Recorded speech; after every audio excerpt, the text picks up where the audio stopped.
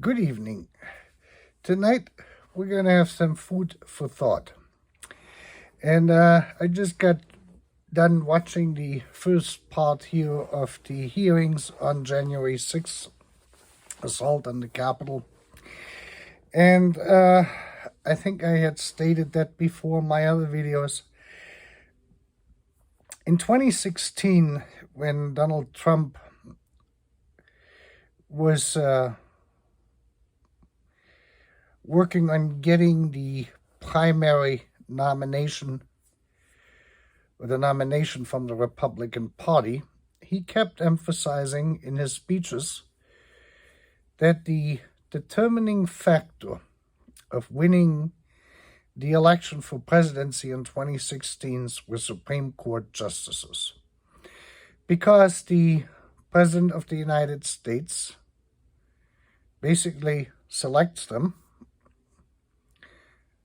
and then they're presented to Congress, and in a hearing they're being nominated, or he nominates them, and they're being then confirmed.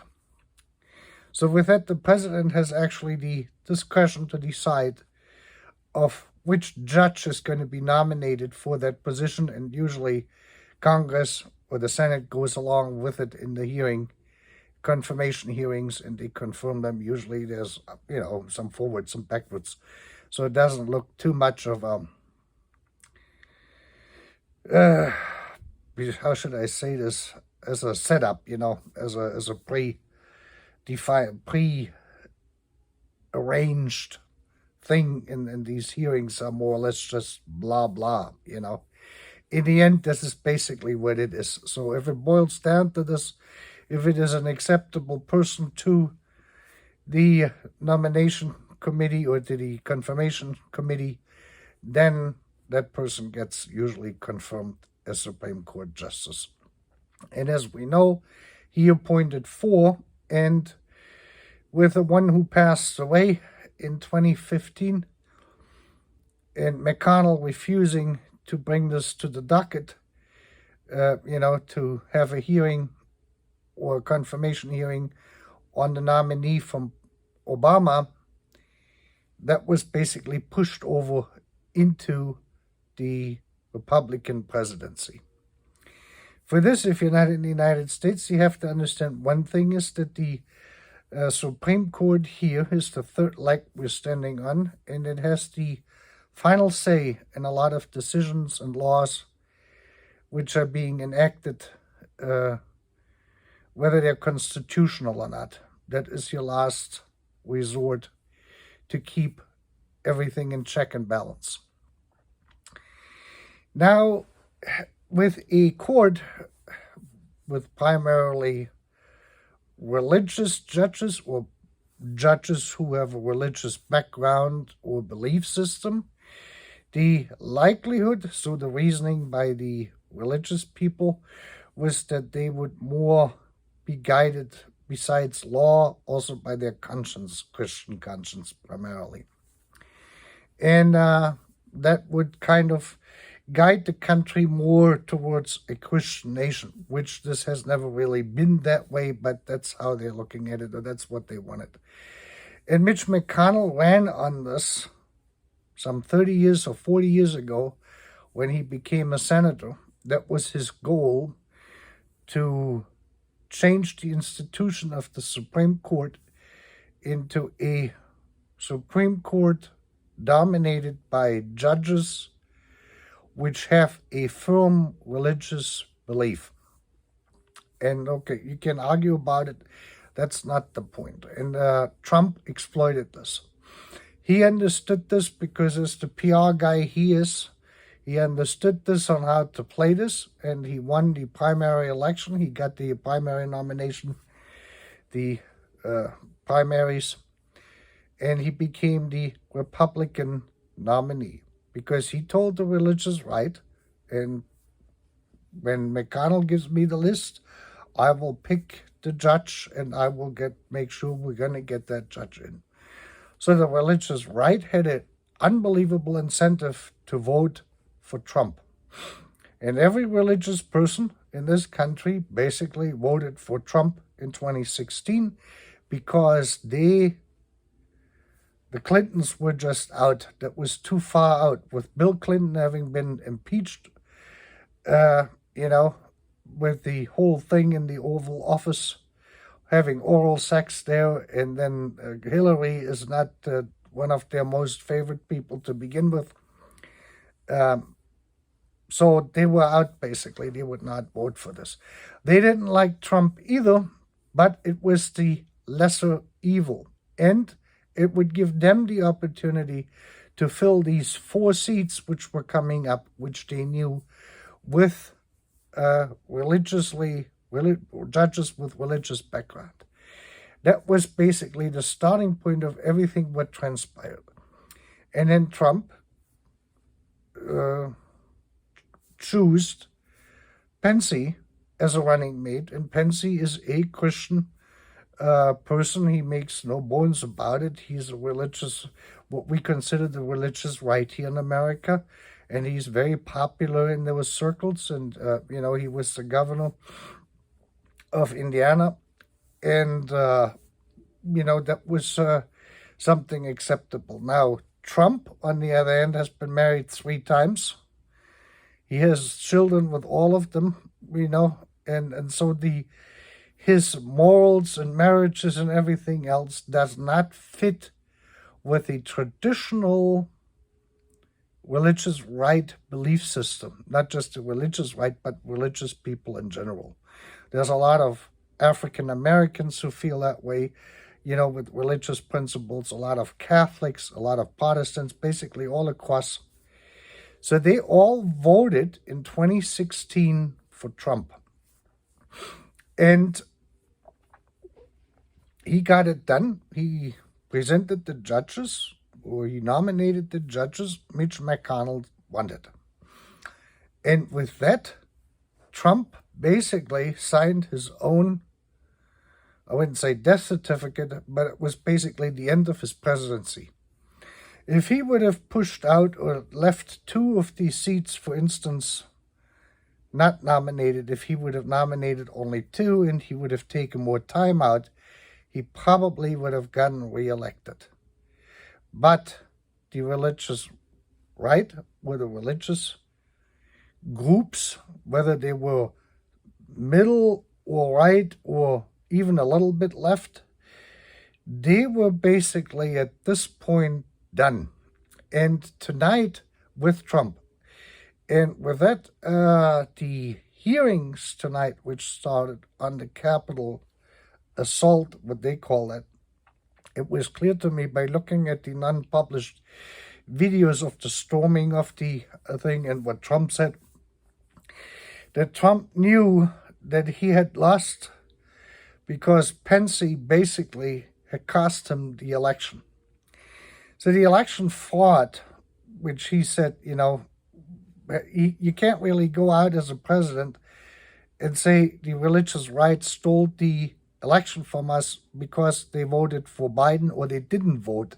Most likely they didn't vote. So Biden had a few extra votes in these counties or, states where it was head-on-head. And there was really no fraud there. It was primarily mail-in ballots, and the religious people, they have been preferring to vote by mail. This is one of their agendas here in the United States, because a lot of them are elderly. Some of them, they don't like to go out and vote. They like to do it by mail. So a lot of these states which have the expanded mail-in ballot laws now, this was all done because the religious groups in the United States favored this as a form of voting rather than going to the polling booth. For whatever reason, they just favor mail-in ballots. That is a development which probably started in the 2000s, and it was primarily because a lot of the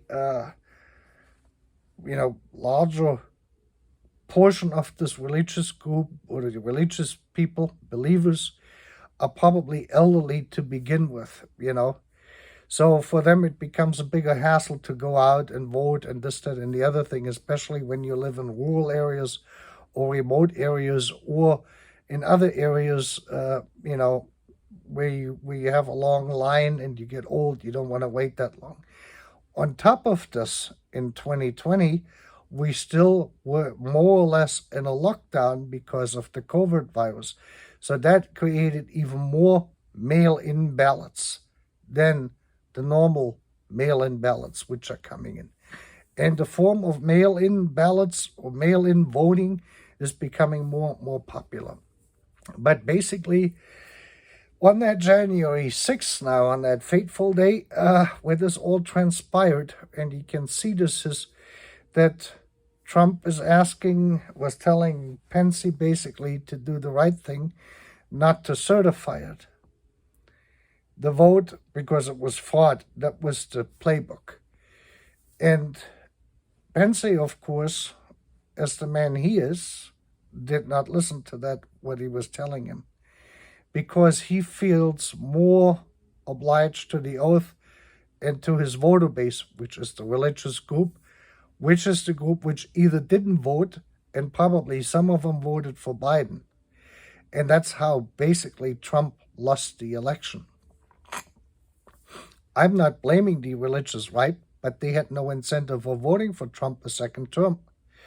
They just didn't, because the primary objective for their religious goals, say like to get the abortion laws, the Roe versus Wade overturned, and other constitutional issues which have religious core principles at their stake, are going to be now decided into their favor. There's no question about it.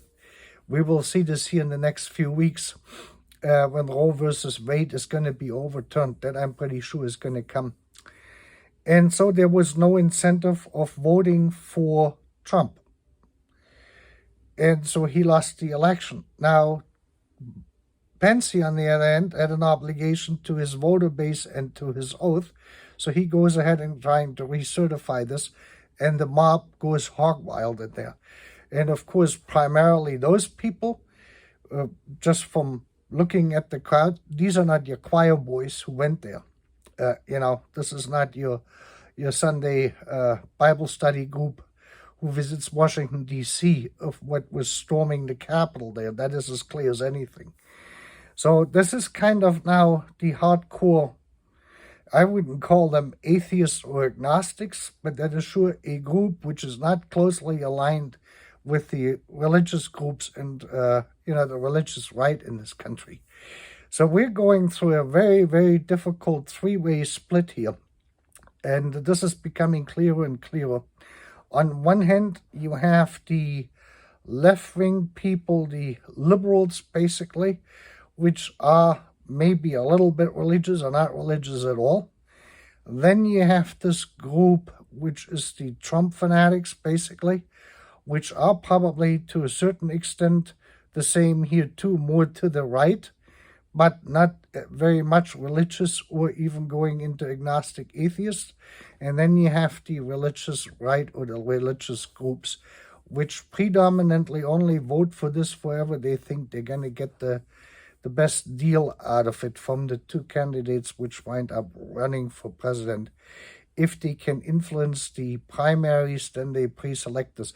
Bush was one of their ideal people. That was really something they liked. And then in the fourth part in this mix is what we call social conservatives. And there are some swing voters in there. So they're having more of a social aspect. There's a little bit religion in there, a little bit, the do-gooders people. They will go and then vote there. There's quite some swing vote in there. So whoever they think who's more aligned with their belief system. This is basically the four groups which I'm seeing at this point here developing. And the interesting thing is this, the American fellow who was fighting over in the Ukraine I had been sharing about before, he was back and he was on another YouTube channel down in Texas. He was being interviewed, and he shared on his last interview last night that when he came back now from the Ukraine via Poland, France, and then to Boston, and he had all of his gear with him, vest and, protective gear, night goggle visions, and that sort of stuff, that he was interrogated by the Department of Homeland Security. And one question they had was, did he fight with the Azov battalion? And it was quite interesting that they asked that question, but this is where the current leadership is here in the United States, the establishment. This is now the moderate Republicans mixed with the basically with the bigger crowd of the Democratic leadership. This is basically what you got in charge right now. And they're utterly concerned about this entire right-wing, atheist, agnostic environment right now, like the Pied Boys and the Oath Keepers and that whole Azov Brigade stuff over in the Ukraine that fits right into that mix. This is how they're looking at this. So in essence, they're actually as worried about these people as Putin and Russia is about the Azov battalion. They're looking at them as Nazis, as white supremacists, and that sort of stuff. And this is what they also portrayed there tonight, somewhat here in the beginning of these hearings. And the interesting part is, I looked at this when I was watching this. The majority of the people who stormed the Capitol was predominantly white. And I think I saw only one or two African American in this entire crowd out of the video scenes I saw. And you can probably look through this material online, but I guarantee you will not find very many Hispanics, if any, or any other ethnic group in there. I didn't see any Asians participating in this, and I think only one or two African Americans. And predominantly all of this stuff is ex-military, a lot of ex-military in that environment, and ex-police officers also were one in that group. And they're being now heavily prosecuted because the establishment is scared of basically these people in conjunction with someone like Trump. Causing this riot is basically, or the assault is one thing. The next step up is civil unrest and then a civil war, because, this is how this kind of can get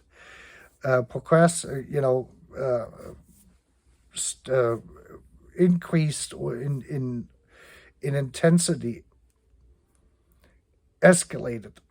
It can basically escalate it through this, and these people are normally armed. But in the videos again tonight, there were no people with arms. These people were unarmed. It was the Secret Service in there which was armed and was pointing the guns at unarmed citizens. That is a fact too. The country has to, the state or the leaders have to actually explain this. Now, on the outside of the building with the Capitol Police, they had just batons and regular riot gear, which wasn't of much use to them. But for the better part, there were no weapons actually deployed on their side. So they didn't go in there with AK-47s, Kalashnikovs, assault rifles, or weapons of, guns or any of the stuff. None of the stuff was there. And but this is how great the disconnect is between these different groups we have here in the United States. And Biden said when he came into the office that he wanted to create peace. From what I see is the intensity of the dislike, if it doesn't even go to hatred between these groups, is gigantic. And right now, the religious folks, they're orchestrating this basically all out of the background. And now back to the fellow who worked in who was in the Ukraine there as a soldier, working in that Foreign Legion kind of thing. He was asked. They didn't ask him if he killed anyone, but they asked several questions. They wanted to see the telephone. They wanted to check his contacts, and basically the Department of Homeland Security is here in the United States and Boston is doing the same thing what the Russian military is doing with civilians in the Ukraine. So you really have to question yourself here on how good is our leadership actually at this point, and how afraid are they of this right-wing stuff. I think that they're thinking that this country is ready for something larger to be happening. And I do not know the preparations of this, but just having these hearings on the what they call the assault on the Capitol clearly indicates that they felt or they feel that they have a need to show this to the public and explain this to the public. I do not believe that the elections were rigged to a point that he lost. That is out of the question. Because there's too many jurisdictions involved in this, and each group has if that would have come out of New York City, out of Brooklyn, and it would have hung out of Bay Ridge or Park Slope or one of these neighborhoods out there was 600 vote difference, then I could have told you that was probably rigged. You're looking here at several different states and different communities, different community compositions, where this is not really possible like this. So what happened is the religious people either voted for Biden and they didn't vote. So that's how you lose an election. You have some voters who shift, their swing voters, they will vote for someone else. If I have a president and he gives me everything in his first term I need or I want, which is really important to me, I have no incentive to voting for that guy a second time. I can then look at the other guy and say, well, he looks better now, or I don't vote at all. I don't like him and I'm done with the other one, so who cares? I got what I needed and I wanted. The rich people were happy because they got the tax breaks.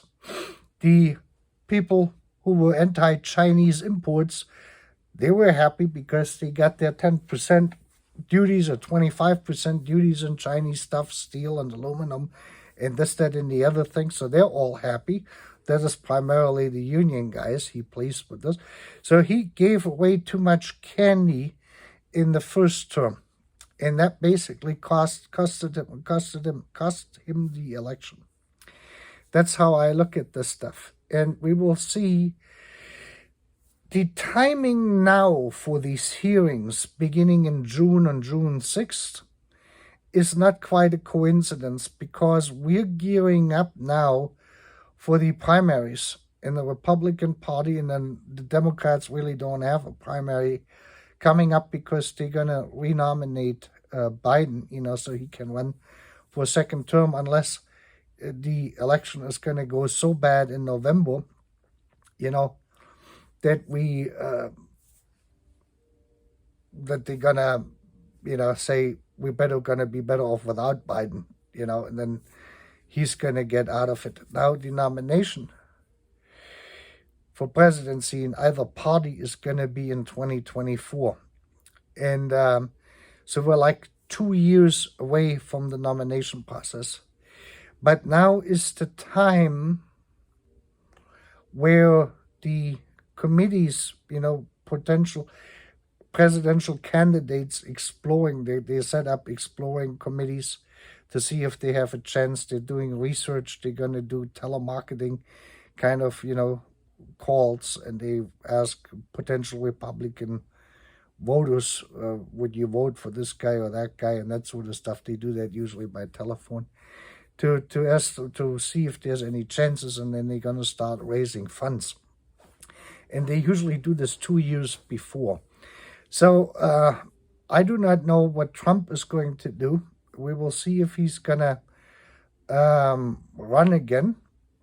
It is possible. We will see, because of this rift now with the church people, I think it would be very difficult for him even to get a nomination if these people would decide to go and vote in the primaries. We have seen it now in 2 states that it was either head-on-head just recently here for the senators. It was Nebraska. They went for the non-Republican guy, and the other guy there, I think it was Pennsylvania again. They were so close, or was it Georgia? I can't remember, Georgia or Pennsylvania, just a week or 2 weeks ago, that they're only less than 1,000 votes apart. This is for the primary election now, for the primary to find out who is going to be the candidate for the Republicans against the Democrat. Otherwise, this is going to be interesting to see. Trump is not someone who gives up easily. He is not as bad as people make him out to see or how to appear. And he is clever, and he's more clever than they are. And this is why they are fighting now back so hard with getting all these people arrested, which had anything closely to do with January 6th.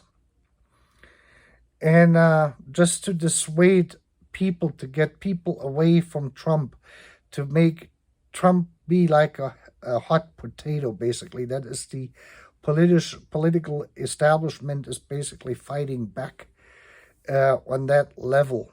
So they're making him an undesirable person, an outcast, who is really a criminal. And everyone who is not a criminal, most people, of course, look at themselves and say, no, I don't want nothing to do with criminals. So this is this kind of environment what they are creating. And the conservative person, of course, they look at this and they say, no, this is not someone I really, he doesn't represent me. He doesn't have my values and that sort of stuff. So they're making it very, very difficult. They have learned from 2016, which caught the Republican Party pretty much off guard, and the Democrats even more so. That is that needs to be seen. What and how he's going to do it, if he's going to run or not. I don't think they have enough material on him to actually go after him directly with criminal, matters. I don't think that's not there. But then you have these overzealous Democratic prosecutors and some liberal or, moderate Republicans too who are in this, who probably going to go, who would love to go after him with anything they could find. And we will have to wait and see. My opinion in this is pretty neutral. I thought in 2016 that Trump was the right candidate at the time for us, and I still believe that he is one of the better candidates. I don't like what he did or how he responded with January 6th in the election. I believe he should have handled it differently. And he probably was in denial about the fact that the religious people did not vote for him. Because he, of course, in his mind and his greatness, he thinks that these people should have voted for him out of gratitude. And that was just not the case, and that is how this usually happens. Is once you give people what they want, it's like a teenager. You give a teenager $20, $50, you're not going to see them until that money is gone. And then when it is gone, that's when you see them again. That's usually how it works. When you have kids, you know what I'm talking about. Then they need you. Then you're the most important person in the world. And that's basically how it is in politics too. When the unions get what they want, they're done with that president. That's it. So that's why no one ever gets too much out of anything, because they know they have to get reelected. And that is the one lesson Donald Trump hasn't learned yet, or he's maybe learning it at this point. How radical would he be in his second term? That is a good question. With the border wall and this, that, and the other thing. I have never seen or lived in a country where a border was so easily overcome. Interestingly enough, the Canadians are not coming over. There's no border up there at all. So it is from our southern neighbors who are coming up here for particular reasons. And there's a general question, all the politicians would have to ask themselves is why are the conditions are so poor in Latin America that these people have to come up here? I have never met a person, leaving their country because everything was great, I came to America because I found things here I like better than over in Germany. That's as simple as it is. If I didn't like anything about America, I probably would have not come over here. That should be clear, And there's other things I like in Germany. There's many things I like in Europe. I kind of miss them here, which we don't have here. And that's okay. It's a trade-off. It's a preference choice, And if you have the ability to live in another country and they welcome you, and then, then that's a different story. So that's sort of where I'm at with this stuff. But we have to look at the real root causes down there in Latin America to see of why these people are in that condition there and the motivation they have for leaving without really getting involved into the domestic politics too much. But the underlying reasons would have to be addressed one way or the other, and these nations would have to be confronted. The leadership of these nations would have to be confronted and say, look, your citizens are not happy where they're living, and you need to do something about it, because we cannot just absorb all of your citizens, because otherwise you won't have any citizens anymore. You're going to sit in an empty country. It's just all food for thought. I thought I'm going to throw this in. Would be interesting to read your comments to see what you think in this. And then one thing I did yesterday was I created a short video. You may have seen it, you may have not seen it. It did actually get over 2,000 votes in like 7 hours, and I kind of had to smile. It's a 6.5-second video with,